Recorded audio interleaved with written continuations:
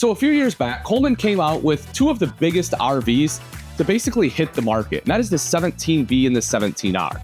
Well, this year, they've reinvented it. They've gone a step above. So a lot of people loved it. It was very affordable. It was lightweight. But Coleman said, what if we can make it just a little bit nicer and a little bit lighter weight? And that's exactly what they have done right here in the 2025 Coleman Light 17RX. So being the R, this is going to be a couples coach, a nice rear bath. We'll take a look at that in just a second. But let's talk about the overall floor plan and some of the upgrades. Some of the overall overarching big things. One of them is they upgraded countertops. You're now looking at solid surface. You have a roof-mounted AC instead of a wall mount. And of course, we have a fiberglass exterior on here, as well as a couple other things that we will cover as we go through the RV itself. Let's start off on the campsite. This is going to be your campsite dinette. Again, same basic layout as a 17R. I really like having a campsite dinette because it allows you to look out the window and be able to see your campsite while you're drinking your morning coffee or eating breakfast. This does drop down into a bed.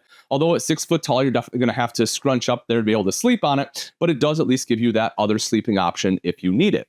You'll also see that you have an inverted outlet here, rather it's prepped for an inverter, so that if you decide to upgrade and get like a solar package, install the inverter, you can do that. So you're able to basically use this off-grid, which is awesome. You also see a spot for a TV. Hookups for that will be right up here on the ceiling, so it's all set and ready to go. And again, that is also going to be prepped for an inverter, so if you want to be able to use that on the batteries, you can do so, just again giving you the off-grid capability.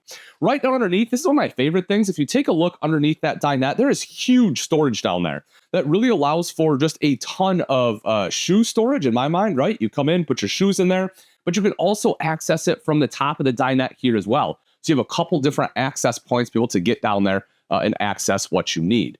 Now, above the window, you will see some additional storage. Any storage, especially in a small camper, is very welcome. I like that, they learned as they start to go through the years, rather than having storage that opens up, it now opens sideways. There is no style in here, so you're able to fit bigger items in there.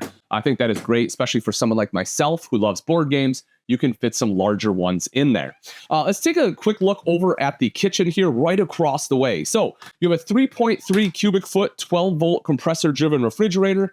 The 12 volt is great because it cools so much faster. You don't have to turn it on the night before. You can turn it on a few hours before you take off, and it'll be nice and cool by the time you get to your destination. Also, with the stack out they have here, I think they did it very well. You have the microwave up top, still very usable, right? And I can grab everything right out of here. And then right in between, you have additional storage, which I like that storage placement. I prefer that over up top. If it's up high, it's hard to get all the way to the back, whereas here you're able to fully utilize it. Right down underneath is going to be our fuse box, in case you need to know where that is. And then moving over, we get into the rest of the kitchen here. Take a look underneath. I love the amount of storage here because you can fit an actual trash can. And so often in RVs, there's just not a spot for it. I think that was smart design. Direct vent furnace in a camper this size, folks, that is all you're going to need. I mean, this thing, it's obviously a little bit shorter. It's also lightweight, by the way.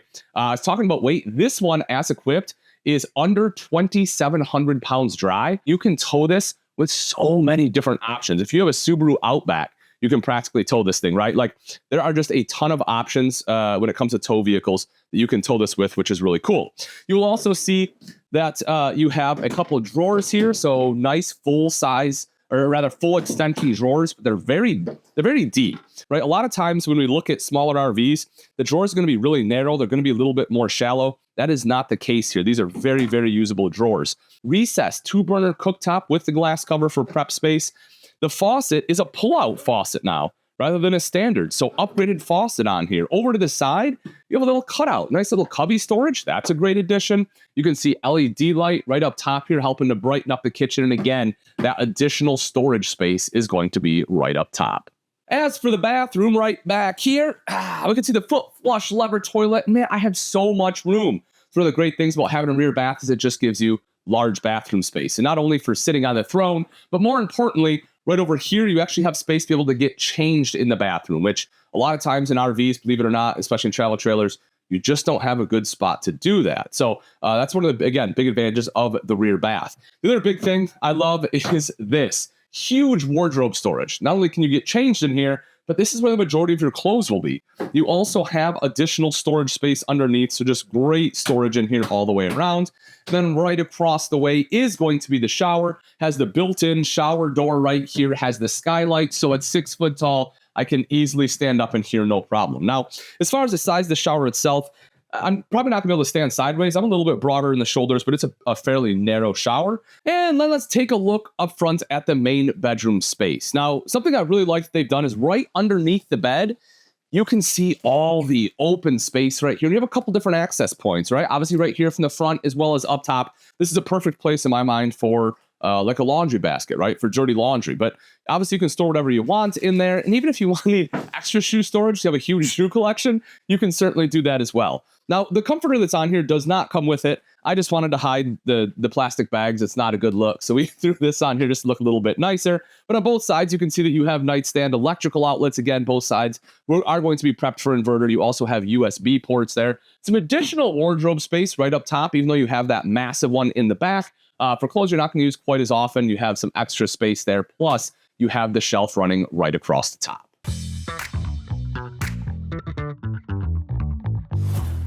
All right, let's take a look at some of the outside features on the 17RX. So starting off, one of the big upgrades here is the fact that it does have a power tongue jack. That was just touch of a button to raise and lower the tongue. Just makes life a whole heck of a lot easier. You can see your 20-pound propane tank behind that, rails here for your battery.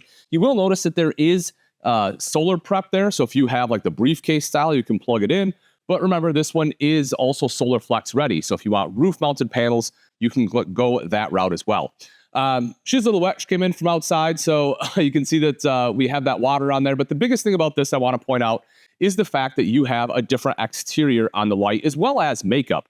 So we have a couple different materials. Up front, you're going to have the smooth aluminum front. On the sides, it is going to be fiberglass. Behind that skin, though, it is going to be aluminum framed. A lot of times, a lot of manufacturers will put fiberglass skin on there, but they'll put wood structure still. That's not the case here. It is full aluminum, all four walls, all the way around.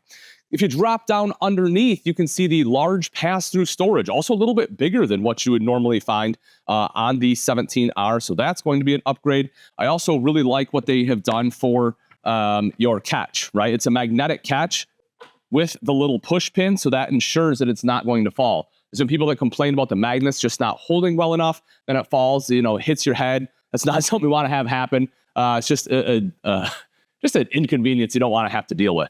Taking a look up top, you also see a larger awning on here. There's a power awning, of course, LED light on there too, so you have light at night. Nice large grab handle, so you have that extra control. And of course, you get the beautiful tempered glass door, which is definitely a great upgrade, especially aesthetically. Also, something I really like about it, you can kind of see in there, as you can see the lights, but you do have a cutout right here, a window, and that's going to be tinted. And that is also thin shade ready. So if you want to add that, it's nice and easy to do so. That will give you that additional privacy at night. But again, I'm a big fan of the tempered glass door. It's something we started to see some more manufacturers move to. And again, it's something that aesthetically I think is really pleasing. Also, a nice thing aesthetically is going to be right down here, and that is your wheels themselves. It goes from being steel to your kind of aluminum upgrade there. So that's going to be really nice. Again, just kind of overall looks of the unit. That's a huge plus. You can see an electrical outlet, so you're able to plug some things in there. Your fresh tank fill, of course, our tankless water heater will be located right back here. Coming around to the side, a couple quick things I want to point out. One of them is going to be backup camera prep. So if you want to have that added, just to give you that extra visibility when backing up, it's nice and easy to do. A few things you will notice that are missing. One is going to be ladder prep.